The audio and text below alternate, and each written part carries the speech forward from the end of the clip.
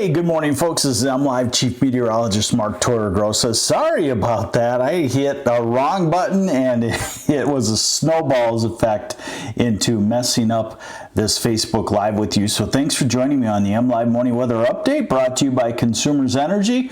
We're back at it, and the heat wave continues in the southern half of the state today. Maybe you'd call it the southern third, and it keeps inching southward each day. And by Sunday, it looks like we would call the heat wave over. So we'll go into that. We'll also go into watching a possible severe thunderstorm in the Ann Arbor, Detroit area this afternoon and this evening. Both of the shorter term models show it as quite an interesting strong storm, so we'll kind of want to definitely be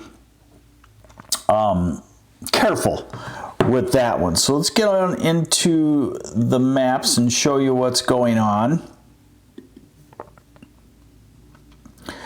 And so here you see the southern part of the state now has sunshine, heating up quite a bit, already into the 80s. And the northwest half of lower Michigan, cloudy with showers around, much cooler. And the UP, kind of the same thing. Sunshine in the east and showers and thunderstorms in the west. So here's the current radar. And you can see the showers have moved out of the thumb. Nice little rain this morning. It varies in amounts like it does in the summertime, but a lot of places 1/4 to 3/4 of an inch of rain, and that's good little rain when you have some warm temperatures. Very good for growth of crops. But right now, Traverse City, you're into the showers, or at least there's a batch heading towards you in Frankfort and Benzie County and Manistee and Ludington, showers. So you're in the zone of showers in the northwest half. A lot different weather pattern than as you go far southeast. It's hot, it's humid, and it's ready for a strong to maybe severe thunderstorm. And you'll see what I'm talking about when we look at our short-term high resolution models. So this is one that we like, and it shows the zone of showers and thunderstorms this morning into early afternoon across northern Michigan. Then it gets to 3 o'clock. It shows these isolated, powerful thunderstorms developing around Grand Rapids, Kalamazoo, Lansing. These will be isolated. Like yesterday, there were a couple of trees down in the Kalamazoo area on isolated storms. So not something that is a widespread line of severe thunderstorms, but in isolated spots you could have some pretty potent storms. Now this is what I'm watching. So this is 7 o'clock tonight. Look at the storm around Ann Arbor and Detroit.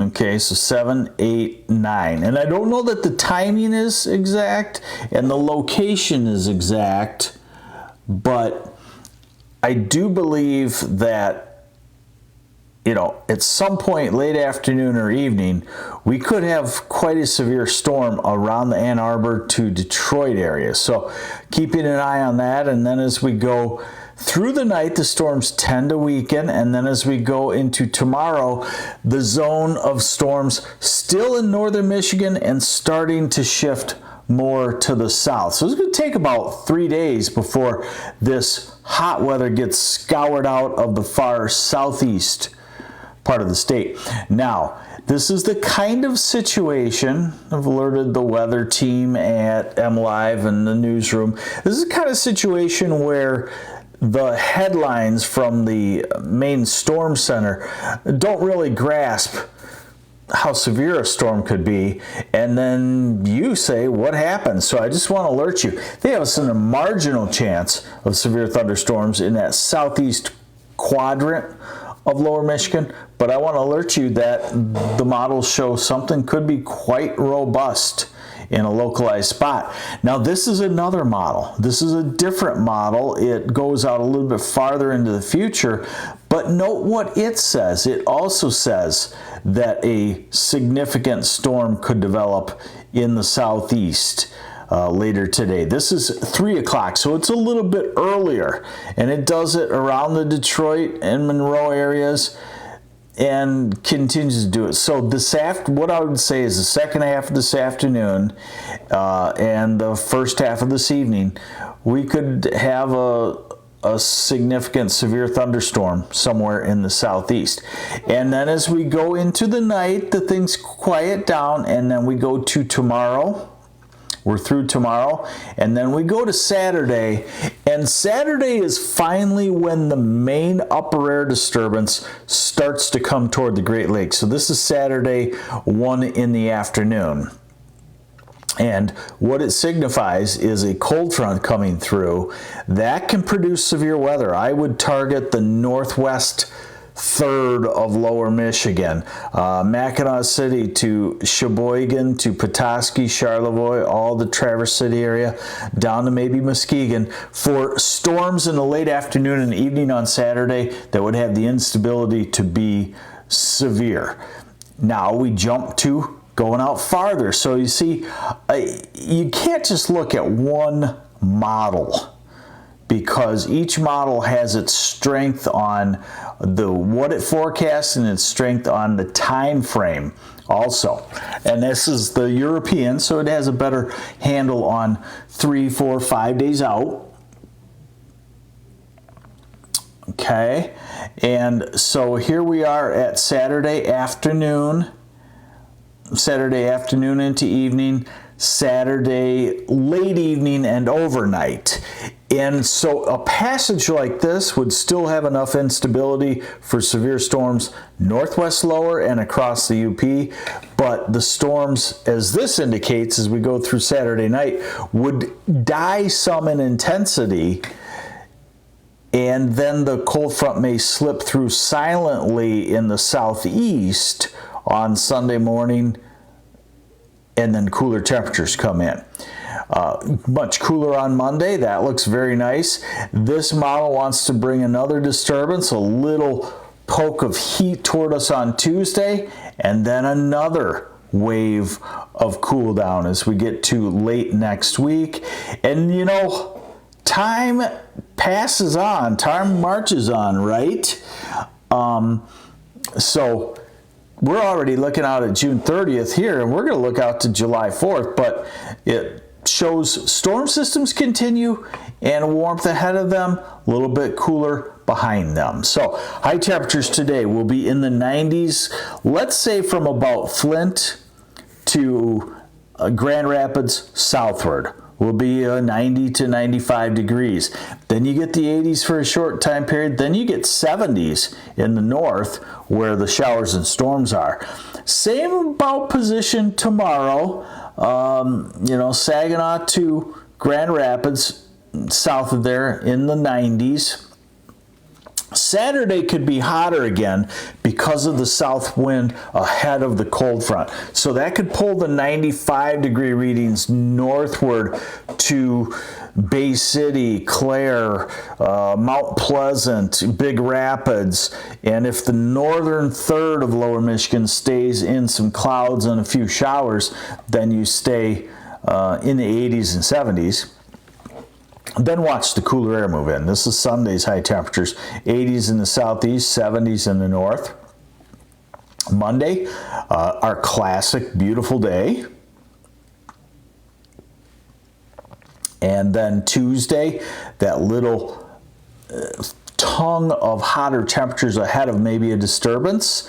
Wednesday, Thursday, cooling off, and Friday, gorgeous, and Saturday, back to some 80s. So we're not going to get real cool weather at this time of the year, obviously, but we're going to get a break to refreshing for a day here and there. Let's look out a little bit farther now, okay? So this is the upper air in the European model ensemble mode. So this is going to be more stable. over the future, and it gives us an idea of what we have to look forward to as we head into July. So here's our current heat wave, a ridge that's kind of breaking down. Here's the disturbance on Sunday.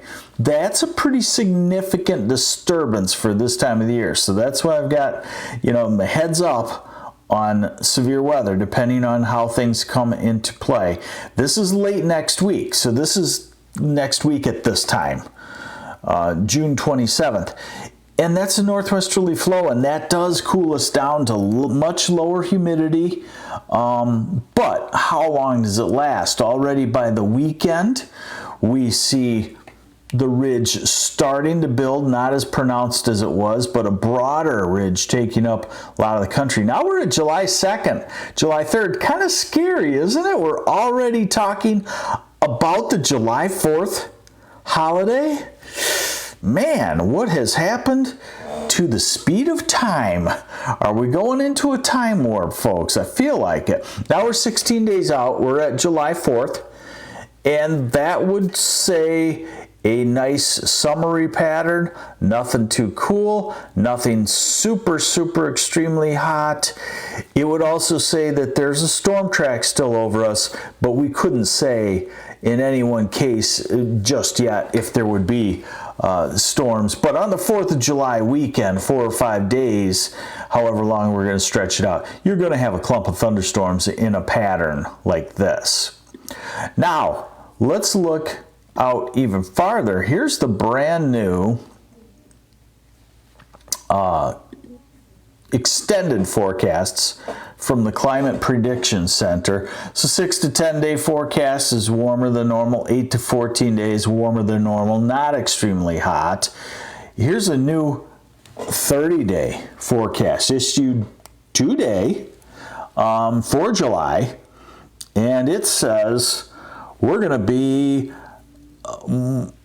warmer than normal to much warmer than normal. So we're going to have a hot July, and it shows a bullseye of drier than normal conditions, southern half of Michigan and down to the south. And that's kind of what other long-term models are indicating.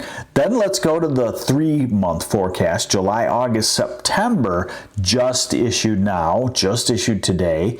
And it's interesting because it doesn't really reflect a super hot period there, July, August, September, given the fact that they do have just issued a pretty hot forecast for July. I would think it would lean more toward hotter. And then on precipitation, they pretty much punt as far as the Weather Service, NOAA, on what will the precipitation do. They call it equal chances of below normal, drier than normal, normal, wetter than normal.